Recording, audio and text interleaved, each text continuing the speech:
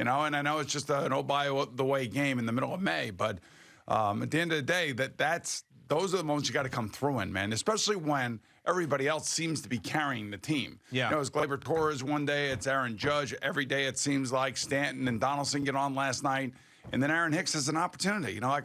We talked about him playing, 150 games this year, bounce back season and all that other stuff. And maybe he's in the middle of all that. And maybe this is just one game. They had 111, so what are we going to really bitch about? But that was a moment where he could have been the hero. And 2 times he could have been the hero. But unfortunately, it didn't work out for him. But now, saying all that, you can tell I'm in a much better mood today than I was yesterday. Yeah, yesterday you were bogged down. There's no doubt about it. I wasn't bogged down. I was angry. You were carrying around a backpack full of regret yesterday. No regret. It was called anger. I was angry because the officials screwed it up. Mm-hmm. And by the way, I went back, and just so everybody realizes, I went back and this is how psycho I am about this. I went back and listened to the Penguins' call of the aforementioned overturned goal. That's right. Yeah. And even the Penguins announcers said that was a goal because Dumoulin pushed Kakko in the back. But that's here nor there. That's 2 days ago. Right. Really doesn't matter. Now we look forward. Now we're looking forward. We got to bounce back, much like Minnesota bounced back last night, much like Tampa Bay bounced back last night. Do you have a heart of a champion? Are you going to show that tonight at the Garden? And, of course, I'm going tonight with Judy Gilbert. Which is awesome. Right. That's great. So I'm trying to think. Is it tacky if I wear his jersey? No, not at all. I mean, you were honoring a man who passed not that long ago, who was an absolute legend, who was your childhood hero, and you're sitting there with his wife. I mean, I can't even imagine more of a tribute that would be fitting. I mean, guys are good with that? Absolutely. Yeah. I mean, Al, you good with that? You feeling me there? I feel you. You can't. You feel that, Eddie? I'm feeling, yeah. There's no way. Everybody's good with that. Yeah, you couldn't feel any other way about that. Sometimes older guys wearing jerseys, people get ticked off and stuff like that. Listen, if you were wearing a Panarin jersey or a Shesterkin jersey, I'd be like, all right, it's time to grow up. But that's not what you're doing here. You're honoring a legend. So, no, without a doubt, put the jersey on, wear it proudly. I'm looking at it right now. Yep, that's right. There it is in the I'm studio. feeling it, man. I am absolutely feeling it. Good. I need the good vibes, a good old Rod to be there, because, if he were alive today and I were going to the game, he'd be seeking me out. Sure. And he'd come over and he'd laugh, and maybe we'd have a drink together. And I don't know, it's just kind of weird, But I kind of feel like I need to do it. So do it. I think you're absolutely 100%. I am so jacked up for tonight. One shift, right? One period, right? One game, right? That's Got right. it? That is right. Boom, boom, boom. That's it. Third string goalie, sometimes you never know. They go on a roll, and all of a sudden a guy This comes is a out third string guy. I mean, listen, I all these people that I still follow from my time in Pittsburgh, they can't get enough of this whole thing, and I just know it's going to blow up in their face. Like, they wrote a story about where he got his spicy pork and broccoli. They're having all these guests on their radio shows out there, people who know Louis Domingue. He's become a cult hero after, in getting inserted in the second overtime and keeping things at bay for the Penguins to be able to win. I wouldn't be surprised if he gets pulled for the fourth string goalie tonight. You think he's like the Mike White of the Penguins? Yeah, I mean, Mike White was more impressive. Yeah. But I could see a comparison there. I think it gets ugly for this guy because it's. I don't know. I mean, when you're not thinking about it, you get inserted to the game. It's like you got no. But now all of a sudden he's probably like in his head thinking, "Oh my God, I'm on the road at a team that doesn't want to go down 2-0. I'm a third string goalie. I mean, I've been on the baby Penguins my entire life. There's no way he's playing well tonight." Well, here's the thing. I don't even think about the goalie. What I think about are a couple things. Number one, number 87. Where is he? What is he doing? And who is going to try to stop him? And what is the coach going to come up with as opposed to this free ice-capade, wheeling, great skater in the middle of the ice? He's a goddamn Hall of Famer. You got to stop him. You got to try to stop him. Yes. You got to try to stop him. You got to come up with some sort of plan, or are we just going out there without a plan and letting the players figure it out? I'm always worried about that.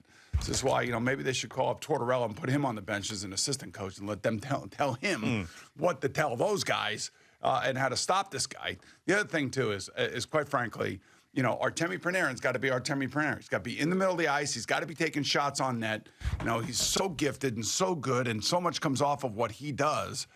But he's got to be more aggressive. He can't be out on the ice for 34 minutes and take 2 shots. Rangers have to be a huge favorite tonight. I don't know. I don't even worry about that. I'm going to bet him. Gio, I'm going to bet him. I always tell you, Narps, that there's a reason that they play the game. Yeah, well, I've heard that before, yeah. Yes, okay. I just want to make sure that you guys are all locked in on that there's a reason why they play the game. Because the outcome of the game is in question before the game starts. That's why. Certainly, and yes. You take everything serious. Yeah. You don't take anything for granted. I'm going to bet him the minus a goal and a half, too. And you bring your best self, and you be the biggest pain in the ass to your opposing team. 5-1 tonight. Oh God, Jesus. I'm gonna bet him plus the goal and the minus the goal. You're not a Ranger fan, so you could say all this stuff. I'm allowed to do that. It doesn't bother me. This is not touching the money. This is just me being an observer of this series and what's going to happen. So I'm going to bet him. I'm going to be all over it. And I'll be rooting. I mean, you showing up in the Roger Bear jersey. I mean, come on. And Louis Domingue starting for the Penguins. This has got the boat race written all over it. Sometimes I get below underneath the garden. Like under in the bowels. Yeah, in the bowels. And sometimes I'll run into the opposing team. Oh, really? Yeah. Well, you ever say anything to him? Yeah. Wow. Interesting. I may need to get into Sid the Kid's face this morning. He's probably heard it all. He's impenetrable. You think he probably heard it all? He's impenetrable. You got to get into that Louis Domingue's ear because he's a guy who's never been in this spot. Give him a couple Louis chants. Yeah. Louis. Be like, it's over for you, toots. Toots. That's what you call it. I haven't used the word toots ever. Toots. Yeah, right. Here's your spicy pork. We can't come up with some more spicy language than that. Right. I mean, come on. I don't know. Just be disrespectful to him. Just call him whatever you want. Pork on pork. Yeah, pork on pork. Here's your spicy pork, you a-hole. Right. Okay, there you go. Yeah. Maybe you can come up with something. Be sucking down some different type of pork there, bitch. That's what you say. All right. Well, I'm gonna be. Want me to write some of this stuff down for you? Yeah, that'd be really nice. I think. Right, but I am excited. I'm fired up. I'm ready to go. There's all these articles about how do you get over a loss like in game one. You know what? You just play the next game. That's all it is. It's pretty simple. You play the next game. You learn from your mistakes. And if I see like 83 shots on Shesterkin, my head is going to explode. It's not going to happen again. I don't want to even see 30 shots. Obviously, you're not going to get 3 overtimes again, so that's a reason why there's so many shots. But listen, when I go playoffs, anything's possible. I'm just telling you. Yeah. I've been there. I've been there for very long nights, and I don't care how long it takes. I just want to come out of there with a W. And there's not going to be another overtime game again tonight. They can't go 3 overtimes again. It's going to be a nice, tidy. I'm telling you, it's a nice, tidy regulation victory for the New York Rangers tonight. I'm telling you, watch. Tomorrow I'll be sitting here and you'll be like, you know what, you were right about that. I tell you, unbelievable. You're like a medium. You're like a premonition. You're like a psychic. You knew exactly what was going to happen. I hope you're right, man. I'll give you a big hug and kiss tomorrow if you're right. Yeah, I'm into this whole. Not the kiss, just the hug. Have you watched it all? This guy on Netflix who's a medium. Have you seen that one yet, Al? There's this young kid who's like the psychic. He talks to dead people and stuff. I have it on my list. I haven't watched it yet. Yeah, so I started watching a little bit of that the other day, and I was like, you know what? Maybe I'll be the sports psychic. Let's see what happens tonight. See if this is my first foray. As I'm just feeling it, I'm getting a sense from above. The sports gods are telling me that it's going to be a 5-1 tidy Ranger victory, and Louis Domingue is going to go from cult hero to ass on the bench like that. It's going to be a little cute story, one-day story. Let's see what happens. From your lips to God's ears. That's right. I'm sure God's rooting for both teams, but yeah, God loves the Penguins. Well, just a little bit. Well, Sidney Crosby loves. How could you not? I mean, Certainly. like if you were a Penguins fan, yeah. I mean, it's also like God put him on this earth to play this sport. Sure, you know that, right? Yeah, absolutely. Hey, what'd you think about that Ben Simmons back surgery story? I thought that was. I thought it was fun, legit. Yeah, because. You know, all that stuff we heard at the end of that series when the Nets got swept. I don't know if you remember the Nets got swept by the Celtics. But did they actually even make the playoffs? Yeah, they got swept by the Boston Celtics. But the last thing you heard when he didn't play Game 4 was that it was the mental side of things that was making his back hurt. And then we all said, oh, God, here we go again with this guy. I don't know if he's ever going to be able to play. So the fact that he's got a legitimate back injury, I know this sounds crazy, yeah. But the fact that he's got a legitimate back injury and it isn't psychosomatic, I think is a good thing. I actually do believe that. Get the thing figured out.